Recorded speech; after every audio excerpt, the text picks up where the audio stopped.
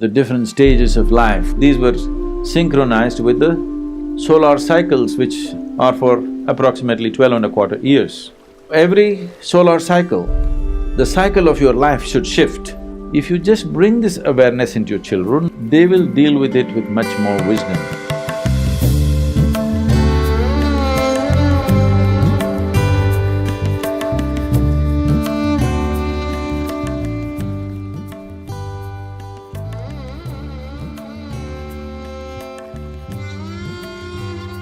You know it's not coming naturally.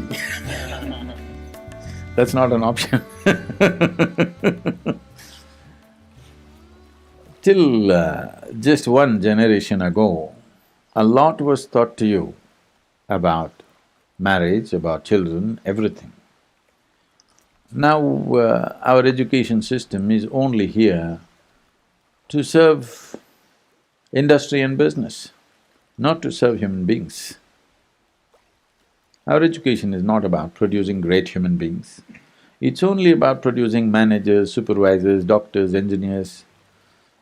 You're just a cog in the economic machine that's working. So, changing the larger education system tomorrow morning is out of question. But you could change it for yourself and your children, if you're willing. There was something called as varnashrama dharma, which is the different stages of life for which a human being had to be prepared for. 0 to 12 was considered bhalavastha. At this time, a child should do nothing. He must just eat, play, sleep. No ABC, no 1, 2, 3, no nothing. Because before the brain blossoms to it a certain size, feeding it with information or any kind of purpose to it, putting any kind of purpose in its domain, will destroy the possibility of it growing to full size. In India, everywhere maybe, the mango farmers have a certain process. You will see if you plant mango saplings, by second year actually, mango flower trees or plants will start flowering. Have you noticed? Second or third year, definitely full of flower. So the conscientious mango farmer will go and pluck out every flower in the month of January, February, so that they never become fruit. But if you are a quarterly balance sheet kind of person, you will count the flowers and say, okay, here I see 150 mangoes, 150 mangoes into 10 rupees, 15,000 per plant, I have 10,000 plants, you will allow them to fruit. Anyway, they will not fruit very well, but they may fruit. But if you do this, that tree will never grow to full size. It will never come to its full potential. So even with plants we know that.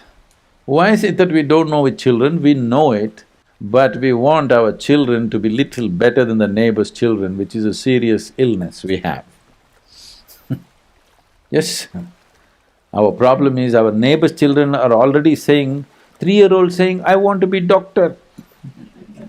So that means you want the whole world to be sick.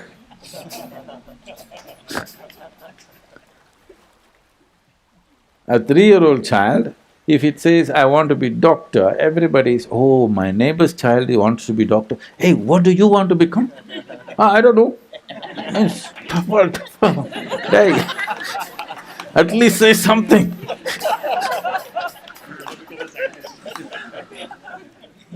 This is not the sickness of education system, this is the sickness which has gotten into the society. Education system is trying to cater to that. Once it happened, I'm doing a program in Chennai, and something comes up and we're asking people to share what happened that day. This man with a really grave face, sad, talking, my daughter, she's not doing her homework, I'm really worried about her future, what will happen to her, how do I… you know what, so many things he said. I thought maybe his college-going daughter, something, trouble, you know. So, okay. Then I just asked, how old is the girl? I said, 4.5. I said, you idiot.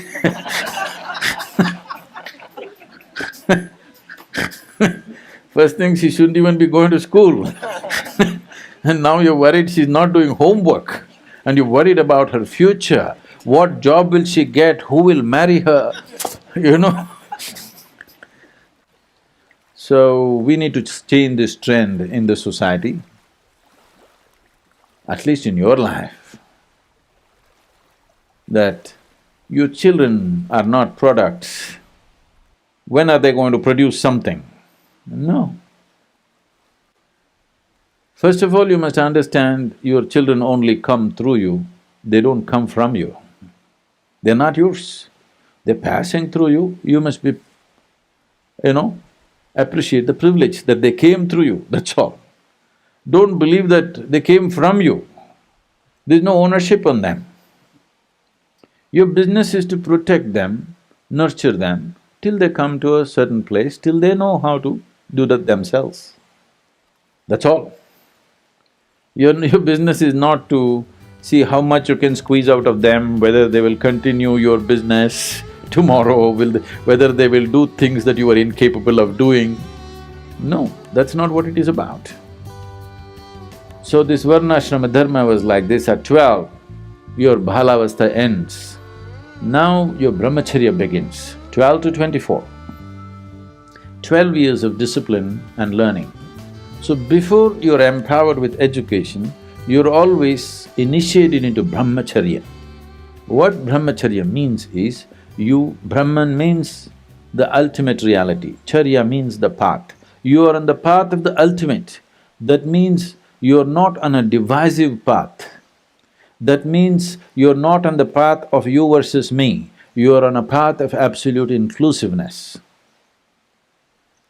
Without including everything as yourself, you should not be empowered with education. You must remain illiterate, that is best, because education was seen as an empowerment. If you're empowered in a divisive way, which is what we have done to the modern world, every scientific knowledge and technology that comes up, first thing is military use. Why? My nation versus your nation.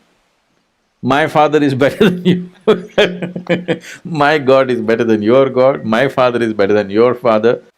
Because once this division is there and you get empowered, all that will happen is the ugliness will get empowered.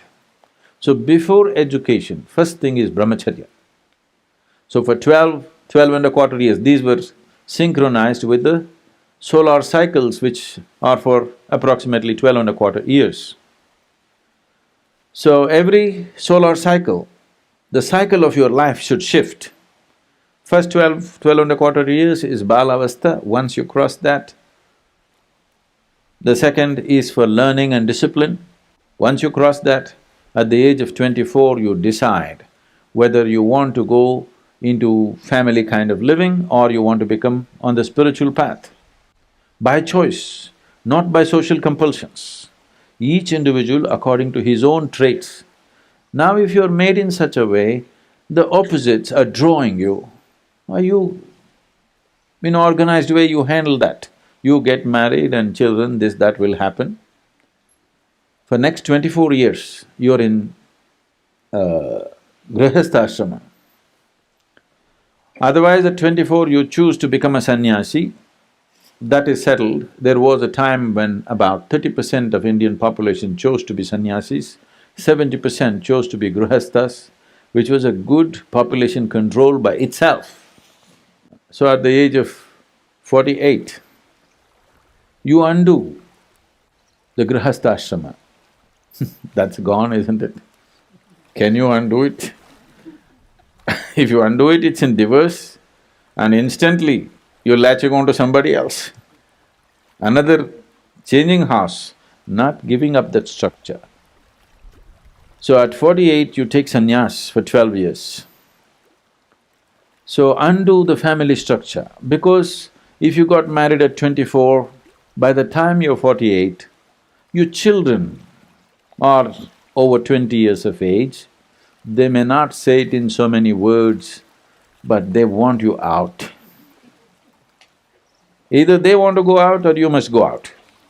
These days you're choosing that they must go out, American way.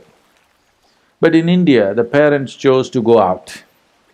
Once the children have crossed 20, 21 years of age, parents moved out. It's a sensible thing to do.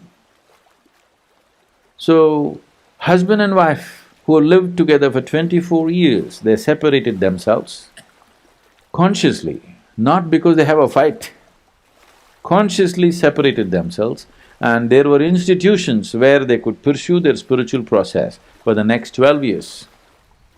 At the age of 60, now after 12 years of spiritual sadhana, after having seen the experience of life, now they again came back. First time they got married because of physical and emotional longings. This time they once again get married for a completely different reason. At 60, there is a marriage. Today, that one thing still lot of people are keeping, you know.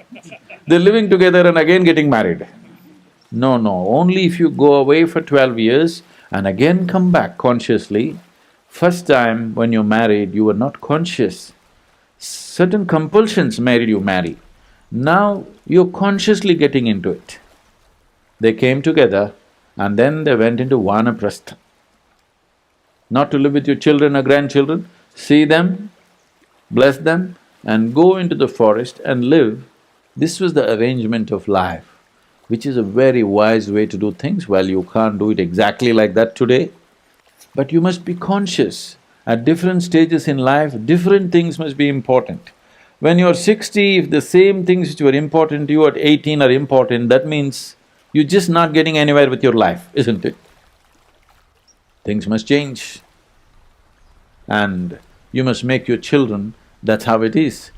If you just bring this awareness into your children, right now what they are going through is just a phase, it's not everything. They will conduct it properly. But because at that moment, when their intelligence is hijacked by their hormones, they think that is it. If you just tell them, it's fine, I have also been through this, you're also going through this, it's fine, it's a phase, then these are the different phases of life. Very young, if they're conscious of it, they will deal with it with much more wisdom than the way they're dealing with it today. People will not be compulsive as they are.